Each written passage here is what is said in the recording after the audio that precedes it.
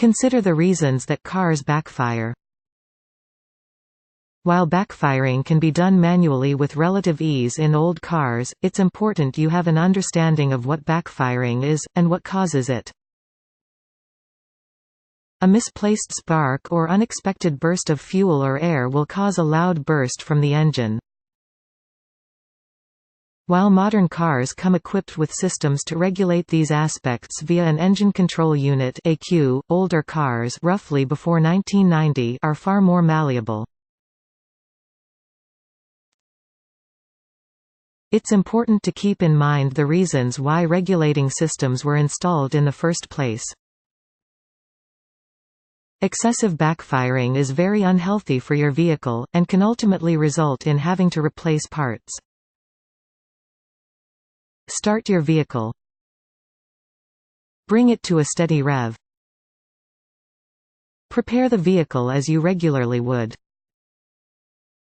Normal safety checks, including dripping oil, are much more important here, as you'll be charging an open flame. The location in which you do this must be open, and relatively free of things that might get caught by the flame. This includes anyone who may be watching. Keep that at a healthy distance. Around 10 meters (33 feet) should be good.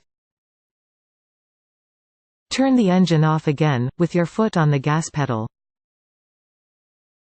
This will prep your car for some backfiring. Ideally, you don't want to start moving fast while you're turning on the engine, so keep the pressure light. Wait a few seconds, then restart the car. Keep your foot on the gas pedal as it starts up. Once it's up, press the accelerator down as hard as you can. This should cause the car to backfire. Be aware that your car may already backfire. Some modern sports cars actually backfire intentionally when it comes time to decelerate. This is mostly done to add to the car's presence and bravado. Considering it is much more difficult to properly backfire a more recent model, you might want to exploit the existing opportunities.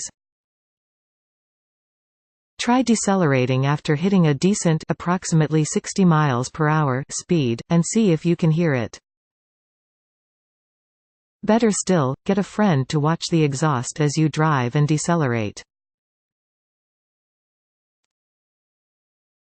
Equip your vehicle accordingly. Modern cars roughly after 1990 require more tweaking before they can backfire safely. Because the ECU is there as a failsafe against backfiring, the chassis of the car isn't designed to normally withstand it. A sturdier exhaust port such as the Tom I Type 80 will minimize damage to the car's body. Install a new ECU input. Depending on the model of car, there should be a port with a flash tune kit or something along the lines of it hooked up to your car. You'll be able to modify the ECU software directly. Changing or modding the ECU software will change the times and rates in which fuel is injected. Unfortunately, ECU modding hardware and software is fairly expensive, and might put you back over $1,000. Keep in mind ECU mods are often specific to certain models, so you might have to do some searching before you find one that suits yours. Access and change the injection rates in the ECU. This is where it comes tricky, as it requires you have an existing knowledge of your vehicle's specifications.